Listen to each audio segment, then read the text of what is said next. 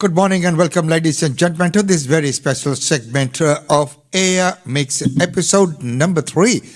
And this week, first of all, we brought to you a series of talk with Girish Sivaraman of Morris Black Band Lawyers, where he gave a very impartial, independent and legal view of what the voice is, whether you vote yes or no. Then yesterday we had an extensive interview with the Yes campaign. And today we will be joined with Senator Paul Scar and Nimpi Jimpa for the No campaign. So that you are well aware and you have been informed about the yes and the no, the legal implications and the whole lot right here from our streaming on Air Mix. So once again, welcome to the show, and let's get into today's interview and joining in the studios of Radio.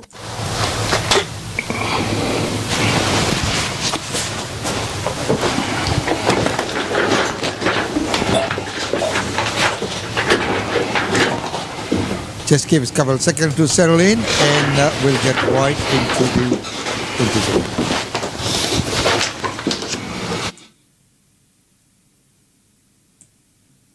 When we go live.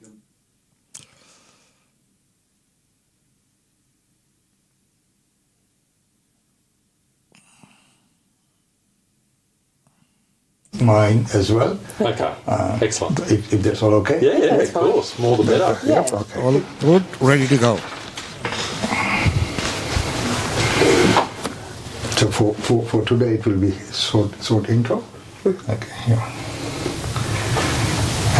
You've got a copy of that now, or you know? No. So, ladies and gentlemen, this was recorded earlier at the studios of Radio 4AB, where we took in our camera to get this coverage and so that we could bring this out to you. So right now, as everyone settle in, we will get ready and then we'll get into the interview.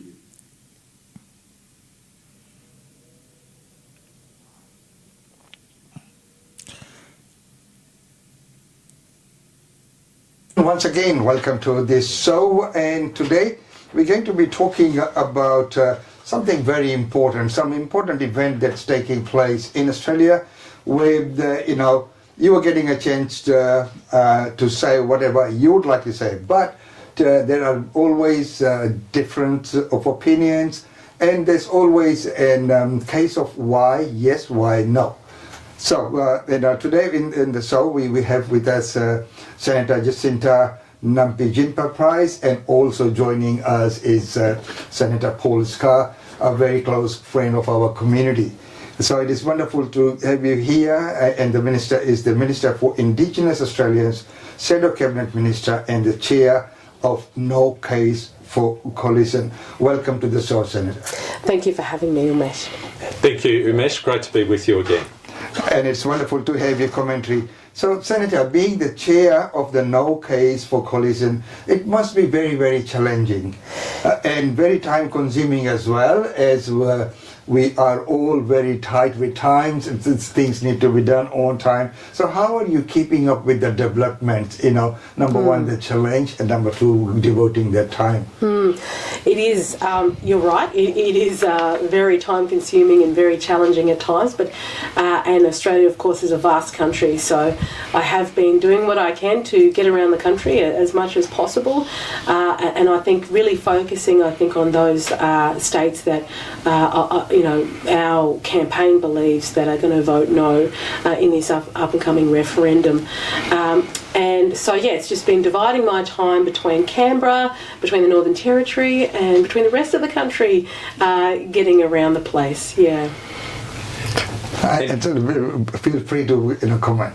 Oh, and Umesh, it's also really important that our new Australians, we're a wonderful multicultural country, and it is so important from my perspective that our new Australians have the opportunity, as you say, to hear both the argument for and the argument against. And there is no one better to provide a perspective from the heart of our country, from Alice Springs, then Senator Nempajimpa Price to give her perspective as an Indigenous Australian as to why all Australians should think very, very carefully about this referendum and what it means for the future of our country. And very well said, and thank you both for those the responses. That's been wonderful, and it is good to see that the case being put forward in the manner that it is being done. Now, Senator, just before we move on, one hears all kinds of news, and very lately we had this news from Western Australia, the repulsion of the Indigenous heritage laws. So in regard to the timing and that repulsion, what's your take on that situation? Oh, look, I think it was a very, they've dodged a bullet in Western Australia. That's a piece of legislation that was absolutely disastrous. I mean, the thing is that you've got to remember is that, so this is a piece of legislation. It can be repealed. It can be brought back if it's a terrible piece of legislation. The change to our constitution, if it goes ahead, is permanent. You can't simply repeal that decision once it's made. And this is unknown territory for us. This voice proposal has absolutely no detail to it. We're being asked to sign on the dotted line and then we'll work out the details later. Now, I don't know any situation where, you're asked to do something like that. If it's a business proposal that's put before you, you're being asked to just listen, trust in what this sounds like. It sounds good. I'm not going to show you the detail, but just sign here. Everything will be fine after the fact. So I think it's a great lesson to be learned as to what went on in Western Australia with the Aboriginal Heritage Act and the disaster that it just about brought about, and now that it's being repealed. So we have to keep that in mind with this referendum. We know very little detail about it. It's largely being pushed on us with emotional blackmail to suggest that as Indigenous Australians, this is the only way forward for us. It is not the only way forward for us. Not all Indigenous Australians agree with it.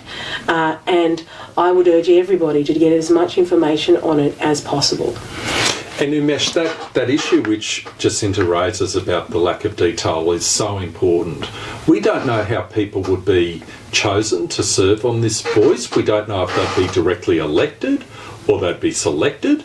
We don't know all the functions and powers that the voice would have. We don't know how it would make representations. We don't know how it would represent the perspective of our most marginalised in those remote communities. There are so many details we don't have. The bill that was presented to the Senate, which Jacinta and I were given the opportunity to speak to, had 303 words. That's all it had, 303 words. And this is about our constitution, the nation's rule book. And as Jacinta says, whilst that Western Australian legislation could be repealed, it could be corrected, right, because it didn't work. Once you change the constitution, it's there forever, whether it works or it doesn't work. And that's the risk. That's the real legal risk. And I think that explains that situation, because once it's enshrined in the constitution, there's no way we can go back, and the repulsion that was there. So, Senator, as the chairperson of the No campaign, I know we've touched a little bit on that one. For our listeners and our viewers, why no? Why no? Because firstly, I don't believe we should be divided along the lines of race. I think, the voice proposal is based on this idea that as a race of Australians, we are inherently disadvantaged because of our race. This is simply not true. 20% of Indigenous Australians are really marginalised, and that's where we should focus our efforts. Now, this for me is very personal because as someone of Indigenous heritage, my mother is a Warrapuri woman. She was born in the desert, lived in a traditional, had a traditional upbringing. My grandparents saw white people for the first time in their early adolescence. So their world changed incredibly in their lifetime. But their daughter, my mother, while she was born under a tree, grew up in a traditional humpy, went on to gain an education, made choices in her own life. She became a member of the Territory Parliament. She put her hand up for election. She became a Minister of the Crown, and then, of course, myself, her daughter. I had the wonderful opportunity in Alice Springs Town Council to be sworn in on council by my own mother, who was Minister for Local Government at the time. So myself, my mother, as Indigenous women in this country, have never needed special measures, have never needed a constitutionally enshrined voice to take the opportunities that currently exist in this country to achieve what we've achieved, to be part of the wider community, to participate as elected members of, territory and federal parliament, to work hard like everybody else to get to where we need to get to. So the opportunities exist for us. They're already there. They might not be perfect in our democratic system, but they work. And, it's false to suggest that as a race of people we are inherently disadvantaged, every single one of us. It's simply not true. So it begins from a false starting point, this whole proposal. Again, I talk about the fact that it divides us along the lines of race. My husband is a recent Australian. He's part of the migrant community. Right. And he often asks the question, well, where am I supposed to sit? Where is the migrant community supposed to sit if we now start to create classes of people in this country? So I shouldn't be treated differently as an Indigenous Australian. My husband shouldn't be treated differently as a new citizen originally from Scotland. And our children, as our blended family, shouldn't be treated differently. So my three boys that I gave birth to and my stepson should not be treated differently. So I can't stand for being divided along the lines of race in our country. Umesh, I believe passionately in multicultural Australia. Mm-hmm. And part of that for me means when you open our constitution, every single Australian has the same political rights. Whether or not you're an Indigenous Australian, your family has been here for generations, or you're a new Australian, you became an Australian citizen, say, last weekend. We should all have exactly the same political rights. We are all Australian citizens. And for me, that is a fundamental principle. I was so proud when I was sworn into the Senate and both the Leader of the government in the Senate and the Leader of the opposition had both been born overseas, had moved to Australia and become Australian citizens, and there they were, leaders of their respective parties in the Senate. Where else in the world does that occur? That's one of the strengths of our system, and I don't want to see anything that changes that. Now, I think both of you have said that, which sort of leads into the next question, that in all fairness, if we were to treat all our Indigenous brothers and sisters equally, why should we have separate rules and regulations for them? Should not they be given a fair go, the same as every other Australian, as we have just as well, meaning that they should have equal opportunity, to employment, equal pathways to, same the citizenship rights, and by treating them with separate set of rules, are we not actually discriminating against them? I would like to get your views on that. Definitely. It is an absolute form of discrimination, and while some might argue it's positive discrimination, it's still discrimination. But I would look at it as though there's a negative form of discrimination as well, because ultimately what I fear would happen is if the government of the day determined that an issue regarding an Indigenous person is too difficult to deal with, they would then say, we don't want to hear from you, please go to the Voice. That's your representative. Go to the Voice and put forward your concerns to them, and then they will bring it to us. It's creating a middleman, which is, to me, it's relegating Indigenous Australians to this entity, and I wouldn't want to be relegated to that entity because of my heritage. I certainly wouldn't want my children or my grandchildren to be relegated to that entity because of my heritage.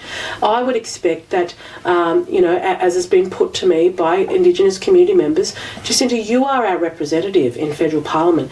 We voted for you. We expect to come to you and you to advocate on behalf behalf of us, like everybody else in this country, like every other Australian. Now, in 1967, we held a referendum to establish that equality of citizenship for Indigenous Australians, for equal opportunity. That has happened.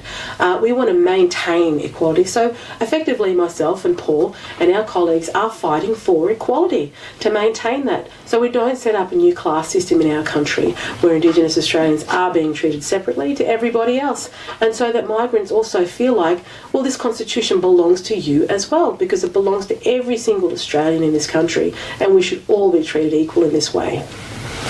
Umesh, Jacinta is absolutely correct. And we just came back from 2 weeks of sittings in Canberra. Okay. And sitting in the Senate comprises 76 senators. There are 8 Indigenous senators. And each and every one of those senators was elected exactly the same way I was elected. They went through exactly the same process. They didn't need a special pathway. They didn't need the voice. They are a voice in our parliament, not to our parliament, actually in our parliament. And they represent different communities, different political parties. They have different perspectives. And that's the Australia I believe in, where we all Australians have the opportunity to run for parliament, to be elected, and then come together in the same place and do our best to make this a better country for everyone. And that's wonderful. I mean, that's what Australia is all about. Okay, so moving on, we look at my next question. It's on the referendum itself. Whether yes or no. It is concerning our Indigenous community, even though it has got broader implications on the wider community as well. But it's all about our Indigenous community. How well is it understood within the Indigenous community? Is everyone aware of what it is, what its implications are? Unfortunately, for a lot of remote communities, there is a sort of a breakdown. They don't have access to the same sort of communication and media as everybody else. So it's difficult for those communities to be well informed. The downside also is the fact that you have organisations like the land councils that are absolutely for. They are campaigning for the yes side. Now, I think it's their responsibility as a statutory authority to actually provide a balanced view on an issue as important as changing our constitution.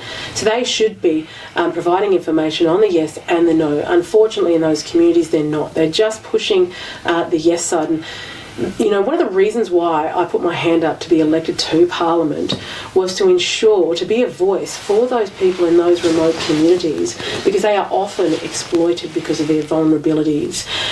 So I've been making sure that I'm having as many conversations as I can with those remote community members, many who are, when they are going to some of the major centres, finding their own source of information on this so they can be better informed when they go to vote, because there are a lot who don't feel like they have been represented by statutory authorities like the land councils. So they fear that a voice will become another one of those sorts of bodies that won't actually represent their views, will purport to, but won't actually represent their views. So I'm doing what I can to try to engage those people in those communities. But it is hard work, and it is an uphill sort of push. But that's what I'm there to do. It's part of my role. It's why I was elected to the Senate. And Umesh, this is so important that we make sure all Australians are informed and they have the opportunity to hear both the yes case and the no case, and then it's up to them to make their own decision.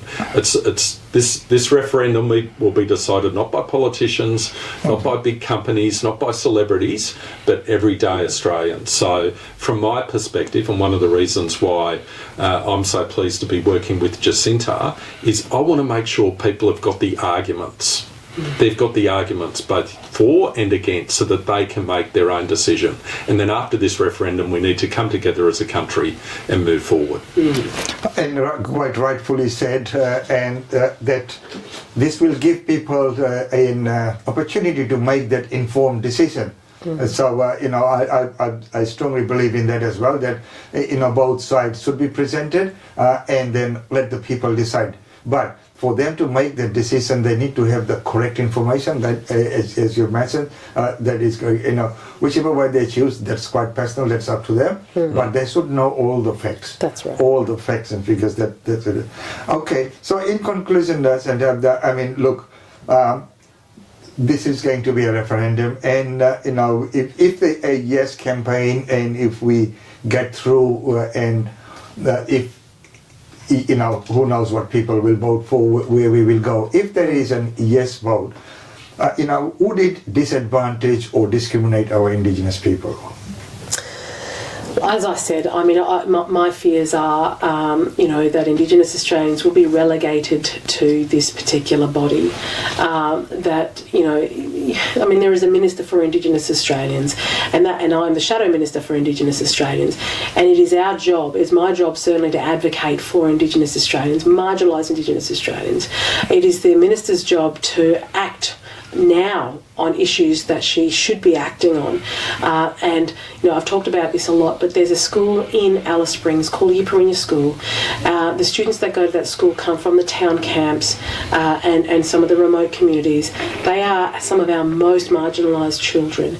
Now, the elders of that school have put a proposal to the Minister to build accommodation for those students and staff so that those students can have somewhere to sleep at night in an education setting with adults that care for them, because a lot of them are at risk of potential abuse from their home settings and experience and exposure to alcohol, domestic violence.